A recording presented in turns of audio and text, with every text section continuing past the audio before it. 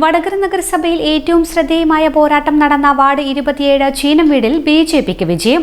ആർഎംപിഐയും സിപിഎമ്മും തമ്മിലാണ് ഇവിടെ മത്സരം നടന്നത്. എന്നാൽ ബിജെപി സ്ഥാനാർത്ഥി വി കെ ബൈജു 8 വോട്ടിന്റെ ഭൂരിപക്ഷത്തിൽ വിജയം സ്വന്തമാക്കി.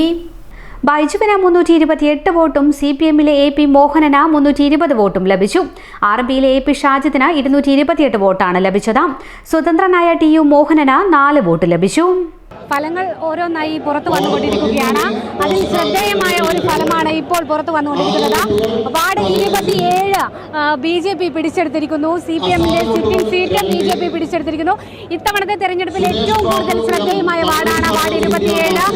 എല്ലാവരും ഉറ്റുനോക്കിയിരുന്ന വാർഡാണ്. വാർഡ് 27-ൽ ബിജെപി സ്ഥാനാർത്ഥി ബൈജു വിജയിച്ചിരിക്കുന്നു. അപ്പോൾ എങ്ങനെയുണ്ട് സന്തോഷം? കഴിഞ്ഞ മെയ് മാസത്തിൽ നമ്മൾ തുടങ്ങിയ പ്രവർത്തനമാണ്.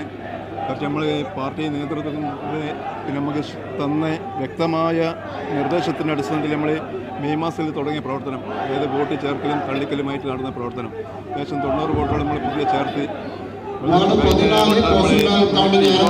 വോട്ട് നമ്മൾ പിടിച്ചെടുത്ത് അതിനടിസ്ഥാനത്തിൽ നമ്മൾ മെയ് മാസം തുടങ്ങിയ പ്രവർത്തനം നമ്മൾ പിടിച്ചെടുക്കുന്ന ലക്ഷ്യത്തോടു കൂടിയാണ് പ്രവർത്തനം നടന്നത്.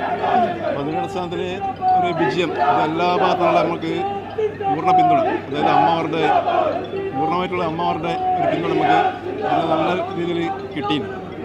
നമ്മൾ തുടക്കത്തിൽ നമ്മൾ തയ്യാറാക്കിയില്ല, ഒരു ലീഷണം തയ്യാറാക്കി അതിൻ്റെ അടിസ്ഥാനത്തിൽ നമ്മളൊരു വിജയം വിലയിരുത്തിയിരുന്നു. ഈ ഒരു വിജയം തന്നെയാണ്.